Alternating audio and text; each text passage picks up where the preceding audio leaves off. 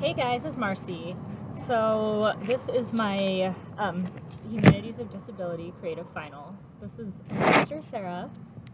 This is her therapy dog, Scout, and I'm here to draw a couple of comparisons between the relationship that my sister and I have and the relationship that Vincent van Gogh and Theo van Gogh had, specifically in the realm of bipolar disorder.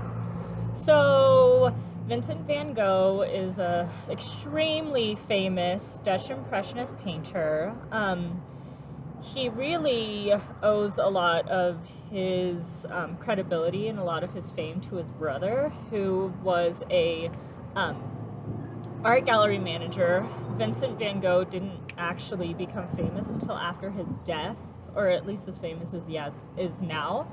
But Vincent van Gogh is a man that has been informally diagnosed with bipolar disorder. So my sister actually is a young woman who has very formally been diagnosed as experiencing bipolar tendencies. So I think, in my opinion, it's really critical to have a strong support system around you. And Vincent van Gogh was lucky enough to have that relationship with his brother. So anyway, I'm going to be asking my sister a couple of questions. And yeah, thank you for watching. So, okay, so you, in your words, what does it mean to be a person with bipolar tendencies? How do you prefer people talk about bipolar disorder? Well, bipolar disorder is really basically just when people experience two extremes in moods. And so I think it's very common in our culture to refer to the weather as bipolar or things like that, but it really has more to do with where a person's mood is and fluctuating between those. So how has the diagnosis of being bipolar, or having bipolar tendencies, affected you? You know, it was really hard for a while to actually put a label on it. I think that label, it can really be detrimental for a lot of people because of so many of the stigmas we have around mental illness. And so for a while, that was really hard to deal with, just, you know, thinking like, oh my gosh, I have bipolar disorder, like, this is all I am, this is who I am. But after I kind of came across, I guess, some different individuals who have really conquered it well and have been successful, I have been able to kind of just identify my triggers and identify how it affects my life and how to change my lifestyle so that I can be a functional member of society. So, okay, so what was it? December. Mm-hmm. Your life plan was to, after you graduated from college, to go and join the Peace Corps, and that did not happen, really as a result of your diagnosis with bipolar disorder, but a lot of blessings have come out of that. What was your immediate reaction, and what would you say to other people that are experiencing bipolar tendencies but are thrown through a loop because of something like that? Well, it's really windy out here. Sorry, guys.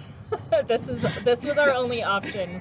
We both drove 200 miles to meet each other, and yeah, this is what we get. This is what we get. Okay, so proceed with caution. So, yeah, after I found out that I could not pass medical clearance because of my medical history with bipolar disorder, I was absolutely just torn apart.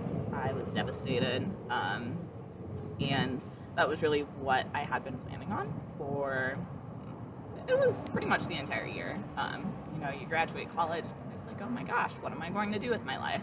Which actually, a lot of people in our class are going to be graduating college this semester. Congrats. So, no big deal.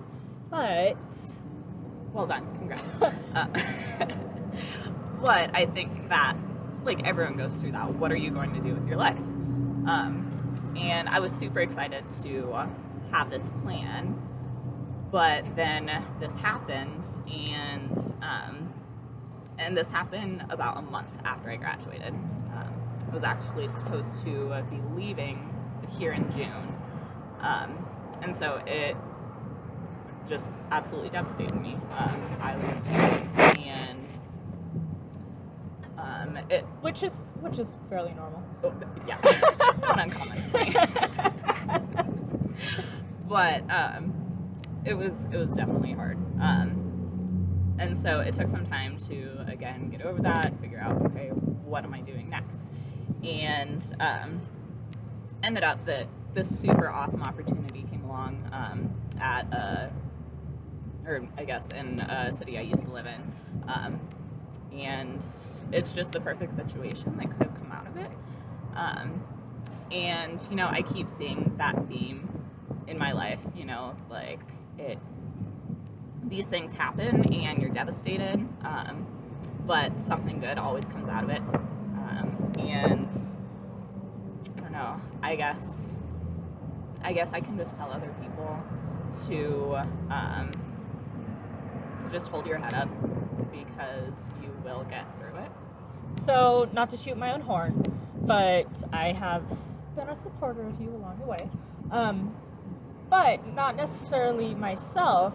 How has the support of external sources helped you to accept your diagnosis and really become a huge advocate for mental health in today's world? Well, I think having supporters like you, no big deal. Really, I think you really helped me to take advantage of my resources and really encourage me to get the help that I need, so that I can be a functioning human being. And you also have been really awesome about just encouraging me to speak out about mental illness. That's something that before I got diagnosed. There's 2 dogs out here. Sorry, guys. Okay. Stop. Hey. Stop. Okay. So side note on myself, I've been in therapy myself for 10 years, and I think it's really important to take advantage of your resources, because even if you don't have a diagnosis, getting external help from others can really help to make the best of where you're at in your life. So anyway, keep going. I don't know. I guess just like going off that too, it really gives you a sense of community. And I never realized up until my diagnosis that there are other people out there like this. I always thought that I was on my own and I'm just this freak that no one understands, and just this like crazy person out on her own. But being able to Yeah. maybe a little bit, but being able to really jump in and use those resources has helped me to find this community of people who have also had their own struggles. Maybe not necessarily in the same way, but definitely everyone has their own struggle. So Absolutely. So,